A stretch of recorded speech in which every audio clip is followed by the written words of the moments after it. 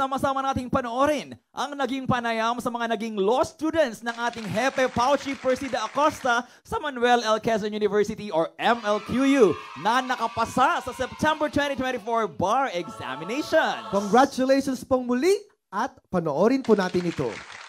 Halos 4,000 ang nagtagumpay sa katatapos lang na 2024 bar examinations at kabilang na nga rito ang 10 estudyante ni Pao Chief Persida Acosta.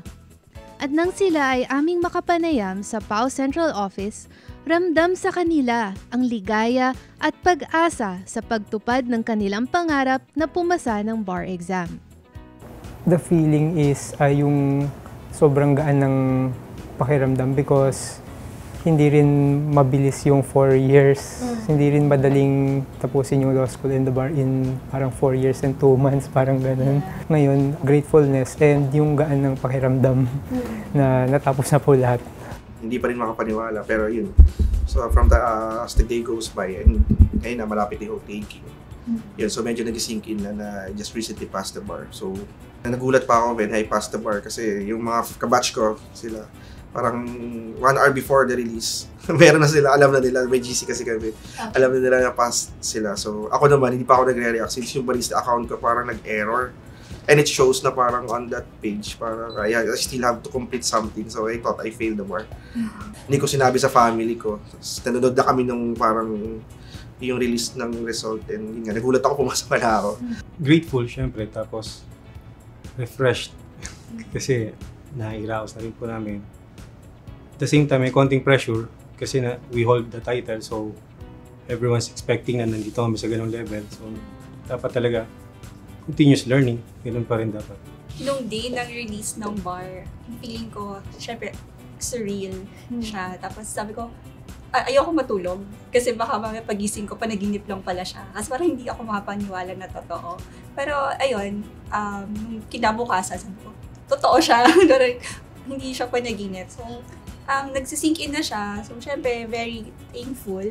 Hindi madali yung pinagdaanan namin para sa law school and yung pag-review and the bar itself.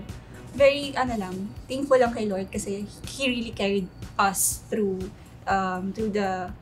law school, through the review, and through the bar exam itself. Ibinahagi rin nila ang kanilang mga naging inspirasyon, paraan ng pagtagumpay sa pagsubok at kung ano ang kanilang mga pangarap. I've always practiced yung resilience and hard work, and I think those 2 qualities have brought me to where I am today. Since yun, kasi sa isip ko, I should finish yung mga tasks na at hand. And of course, also with the help of my family, especially my dad, who is my inspiration because he's also a lawyer. Maganda po yung naging law school journey ko because all throughout, may mga nag-guide sa akin along the way and everyone is supportive.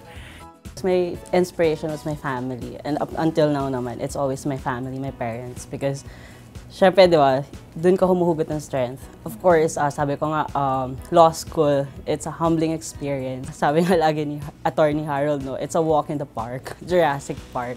But I always go to my why. And sabi ko noon, I started first year, sabi ko try lang. Because it has been my dream ever since I was a kid. But, you know, life happened, kailangan mo mag-work. So, nakalimutan ko siya. Then, pandemic happened. When my friends asked me to join them sa law school, sabi ko, parang hindi ko na kaya.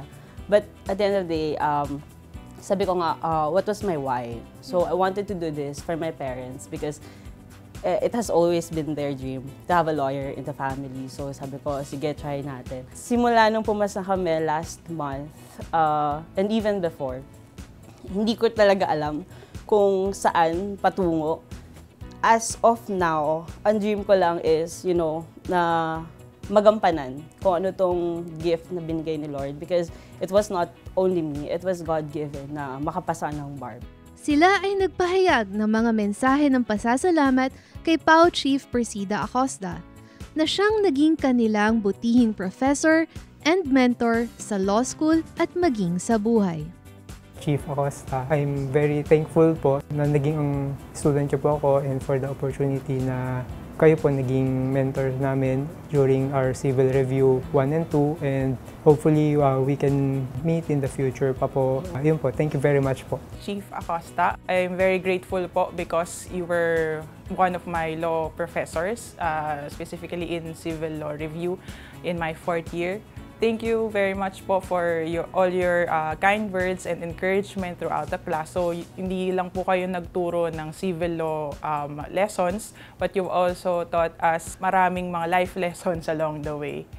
Yun lang, Chief. Mabuhay po kayo.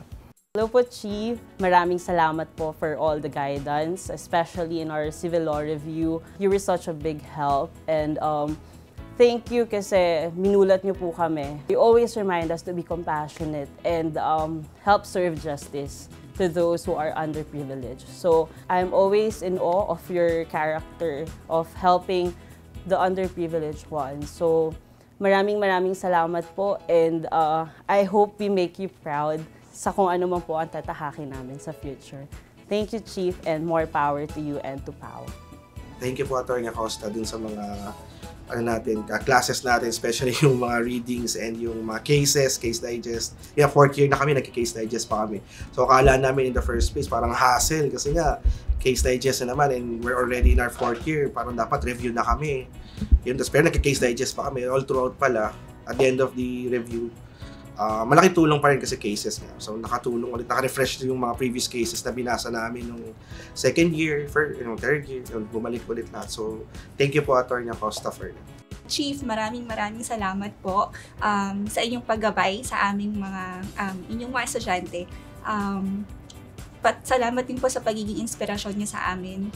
And as a fellow public servant, laking bagay po ang inyong pagiging model po, role model sa amin na magpatuloy po na maglingkod sa bayan.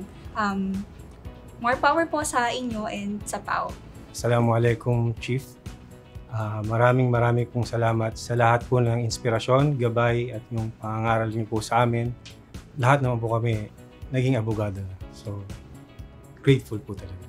Maraming salamat po sa mainit na pagtanggap sa amin and I really want to take this opportunity to meet you po, Chief, sa 9 months po na pagkikita po natin sa class. May it be via Zoom and that now, naramdaman ko po yung inyong kalinga bilang katulad ng isang ina. And really happy that you were part of my journey in this 2024 bar exam success. Thank you po for being a part of our journey. Medyo malaki po talaga yung naitulong nyo sa amin.